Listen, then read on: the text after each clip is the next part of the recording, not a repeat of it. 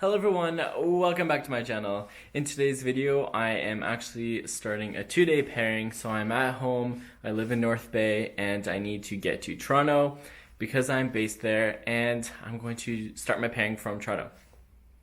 I'm running a little bit behind, so I'm not going to stay here and talk too long because I always sleep until the last possible second where I know that I can get ready on time. Okay, so while I'm brushing off my car, I'll just tell you a little bit about what my pairing is looking like today. So today, I am driving down to Toronto. It takes about 3.5 hours to get there. And then I fly to Montreal. I have a 2-hour sit. And then I fly to Winnipeg. And then I have almost a 17-hour layover in Winnipeg. And just do the reverse on the way home. Okay, so I'm in the Tim Hortons drive-thru. I just got 2 bagels, a donut, and a bottle of water. I need to eat a little bit because I'm hungry. But the point of this video is I've actually been getting a lot of questions regarding the flight attendant salary, a Canadian flight attendant salary. So I will be talking to you guys about that once I get to Winnipeg. So that'll either be tonight or tomorrow morning when I wake up. Good morning, everyone. I finally got a nice night's sleep. I slept about 8 hours. I'm usually a 9-hour boy, but you know, I'll take what I can get. Today is a beautiful day. It's really sunny. I'll actually just show you. So this is what I'm dealing with today. It's really nice. I have a balcony though. Wonder if I can go outside. Okay, yes I can. Try to get this open. Oh god, no thanks, no. So it is negative 27 degrees outside right now. Big no thank you. Okay, so now I'm going to be talking about the flight attendant salary as promised, and the whole purpose of this video. I will be going over my personal salary when I was working with WestJet Encore, as well as with my current company Air Canada right now. So with WestJet Encore, it was a smaller company and the pay scale wasn't that complicated. So basically when you're hired on, you got paid, I think we started out, when I got hired, we started out with like $26 an hour. I think it's like $26.57, something like that. And then after each year, your pay went up, of course. So by the time I finished, I think I was making just over $27 an hour after working there for about 1.5 years. And so basically you have your hourly rate.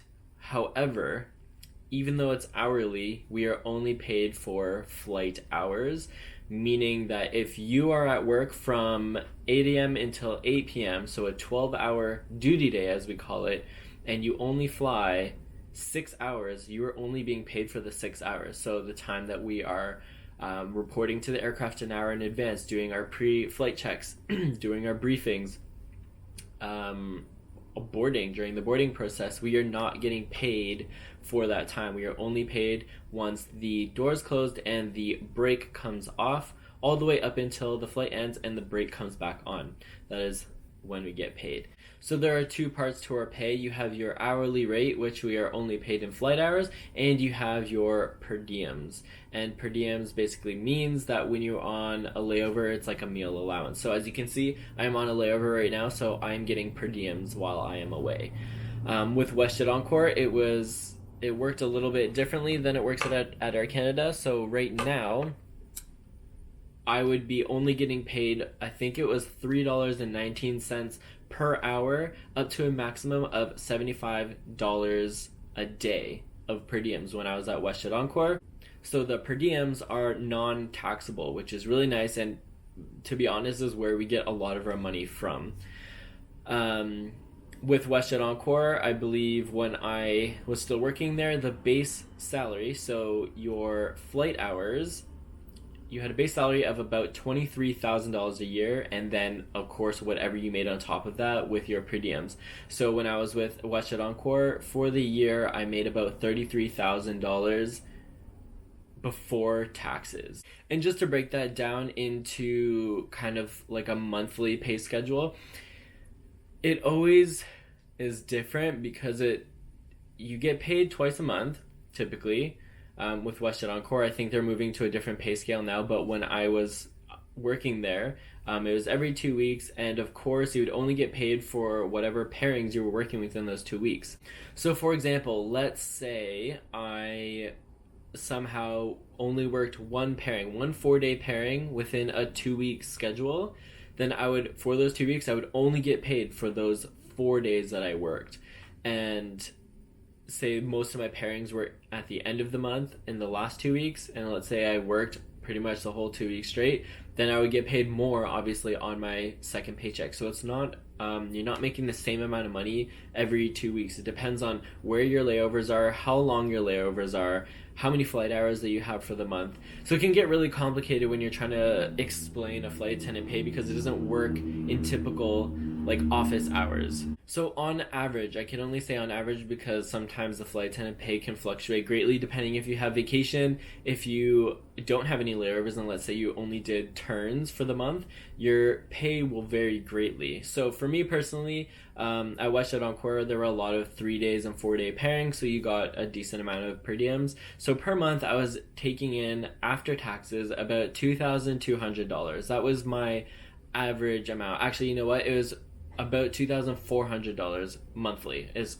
what I was averaging. So to be completely honest, you don't make a lot of money, at least starting out when you're a flight attendant. So that was the case for WestJet Encore. Since WestJet Encore is a newer company, I believe it's about 6 years now, the pay increase isn't that great. I think you're capped at $32, something like that, once you're at the 5-6 year mark. So I don't know how they will be progressing in the future as the company grows. As for Air Canada, the pay scale now is much more complicated than it was with WestJet Encore. The concepts are still the same, however. Oh, there was something that I wanted to add as well for WestJet Encore. You were typically blocked, I think if I remember correctly, up to 85 hours a month. I think that was the maximum. I could be completely wrong, but it was around that. So if you worked more than that when you picked up shifts, if you worked more than that, then you're obviously getting paid extra. You're not getting your typical hourly wage. I think it was time and a half, but since I haven't worked there in a while, and now that I'm with my new company, since everything has changed, I've forgotten a lot about working with WestJet Encore. But so there is the opportunity to make more money if you want to work more hours. Now, for my Air Canada salary, when I was hired, the hiring wage was just over $27, and that's what I'm currently making now. I just hit my year mark, so I'm not sure how much it's going to go up now. But the cap for Air Canada is much, much higher. I think because there are two positions you can work. You can either be a service director or you can be a flight attendant. The service director, of course, will make more money. So as a flight attendant, I think you're capped at $69 an hour, something around there. And a service director, I think you're capped at in the 70s. So there's a lot more opportunity to make a lot more money. Don't quote me on these prices because I haven't looked at the pay scale in a really long time, but these are just kind of ballpark to give you guys an idea for those of you that are looking to become a flight attendant. So for example, up until the 3-year mark, you can make up to $33 an hour as a flight attendant, and then right at your 3 years, you jump up to $39 an hour. So a lot of flight attendants wait for this beautiful moment when your pay increases greatly. So for me right now, I'm making $27 to $28 an hour, and again, it works in the same way where you're only paid for flight hours. And at Air Canada, it works a little bit differently as to what your monthly cap is. So at Air Canada, it's usually 80 hours, and then in the summer it jumps up to 85 hours that we can work in the month. These are flight hours, and you can bid for more hours. It's called what we call 100 hours. So you're bidding for 100 hours, but when you're extending yourself to 100 hours, you're not making any more money than you would have if you were working just up to 80 hours. You're not getting time and a half, you're not getting overtime, you're not getting any of that. You're just getting paid your regular wage. Now, onto the per diems. The per diems are not capped at $75 a day like WestJet Encore. The per diems are based on your destination. It's not an hourly wage per se. It still does work in like breakfast, lunch, dinner. If you're in the location for breakfast, lunch, dinner, and then breakfast again, you'll be getting more the more meal times that you are there for. And so, of course, this is the meal allowance.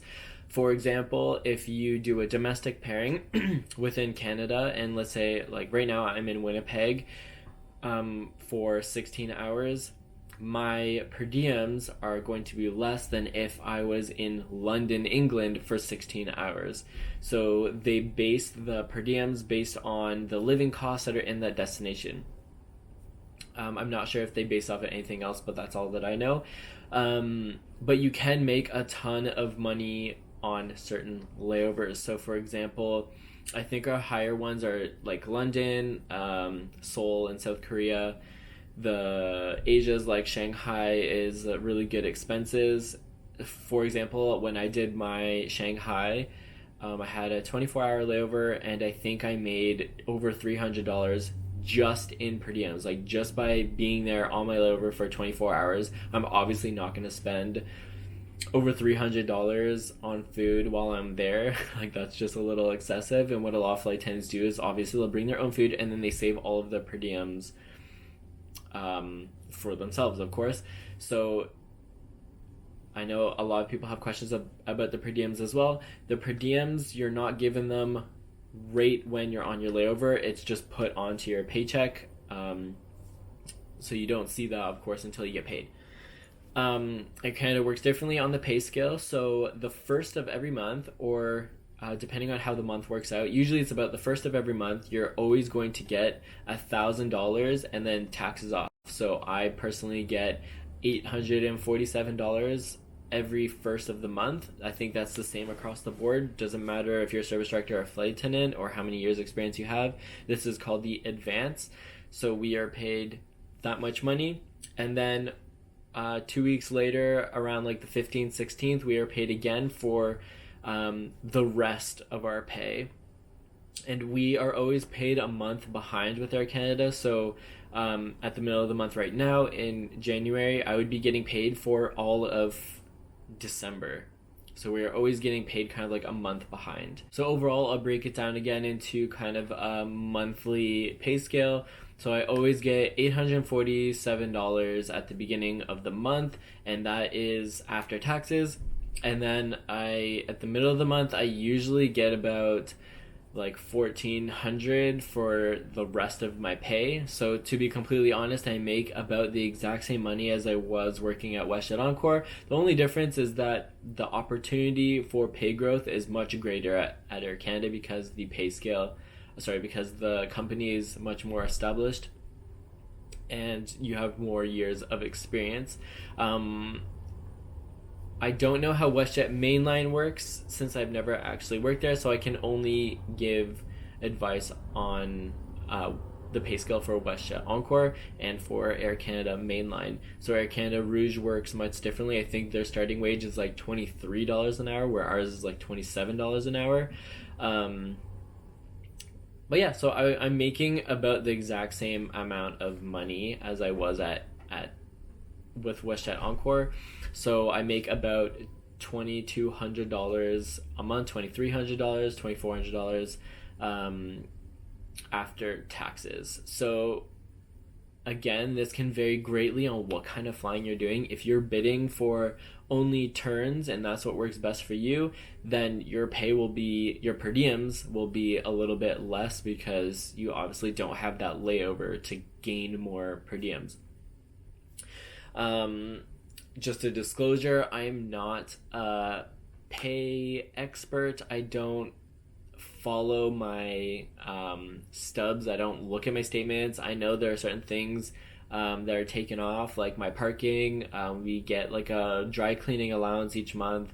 I think we even get like a shoe allowance a little bit on each paycheck, but it's not that much money. And all in all, you only see the total pay that you have, and if you look at your statement, then of course you can look at where more money is docked. So I don't actually know Like, I'm not a professional on the pay scale. I don't really pay that much attention to it. Of course, I just know the basics. So that is what I'm relaying to you guys, because a lot of people have asked me this question to make a video about it, as well as messaged me on Instagram just asking me for advice. And understandably so, because being a flight attendant, the pay scale works much differently than if you're working a 9 to 5 job Monday to Friday. So I hope that this has enlightened you guys on what the pay is typically like being a flight attendant in Canada. Surprise, I'm home now. I'm sorry for just the jump from my pairing to when I'm home. I filmed so much more. I filmed like in the airport. I even filmed, because I was working galley a lot during that pairing, so I filmed the galley. I filmed just me walking through the parking garage. I filmed so much more, and unfortunately those videos got lost. Conveniently, only those ones. Thankfully, the pay scale videos remained, thank goodness. But it's because I have this new camera. I mean, it's not really that new anymore, but it's not intuitive in any sense. Like, I upload and edit my videos on my iPad, and it doesn't put them in any order, and somehow the videos got lost. So it's not very intuitive whatsoever, but I'm still getting used to it and I'm getting better at it, so I do apologize for those missed videos. With that being said, this concludes the video. If you guys enjoyed the video, please give it a thumbs up. Don't forget to subscribe and press the bell notify icon. This way you are notified every time that I come out with a video, and I will see you guys in the next one. Bye!